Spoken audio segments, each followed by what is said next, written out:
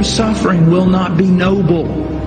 So your mind must be filled with the Word of God when all people persecute you and turn on you.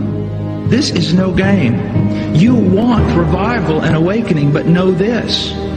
For the most part, great awakenings have come only preceding great national catastrophes or the persecution of the church.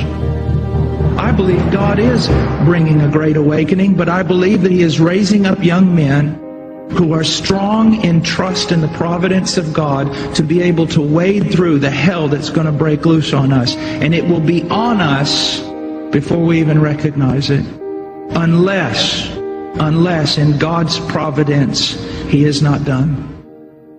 He is not done. I do think, first of all, that there are a number of impersonal forces which are pushing in the direction of less and less freedom.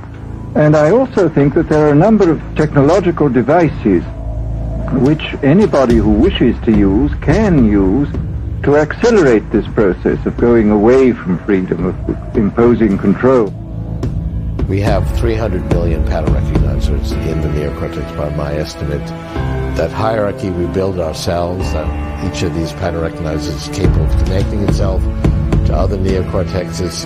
To build this hierarchy, we build that hierarchy from the moment we're born or before that. We're going to put these gateways, this is a gateway to the cloud. We're going to put gateways to the cloud in our brains and have more than 300 million.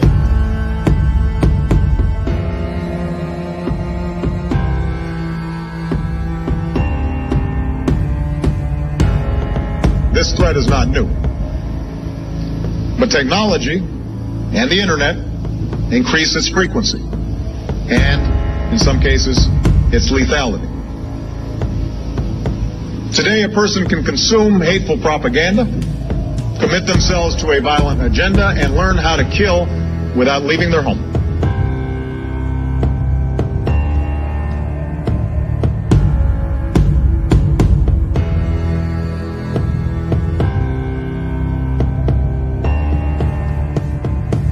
I see virtual reality as a way not of escaping any notion of empirical reality, but as a way of reportraying invisible levels of the given world that are very vital and important to us.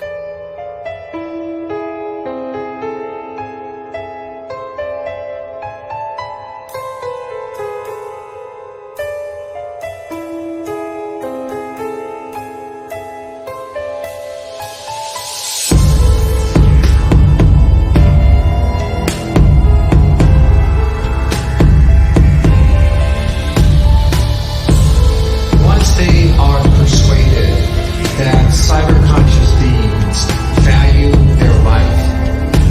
That life will be respected. We go back to alchemy. Alchemy taught that the philosopher's stone was a literal elixir of life. It was kind of a universal vaccine. Well, lo and behold, what they are searching for is quite literally the philosopher's stone.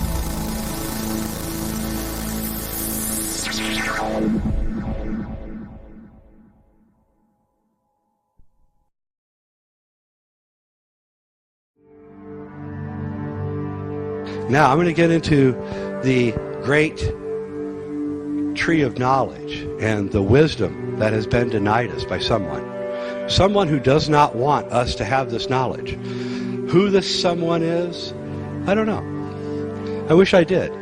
You know, John Lash, the great Nag Hammadi scholar, he says the Nag Hammadi texts, which were found 2,000 years ago in Egypt, or they were buried 2,000 years ago in Egypt and found in 1947. And what's great about the Nag Hammadi is they haven't been tainted by anyone. No pope, no politician, no historian has rewritten anything in there. So we're reading exactly what they wanted us to read 2,000 years ago. Okay? Nobody's got their meat on it. No spin. The Nag Hammadi says that about 1,600 years ago before them, or about 3,600 years ago, the earth was invaded by something called the Archons, which is close to the Anunnaki. And they don't say they're beings.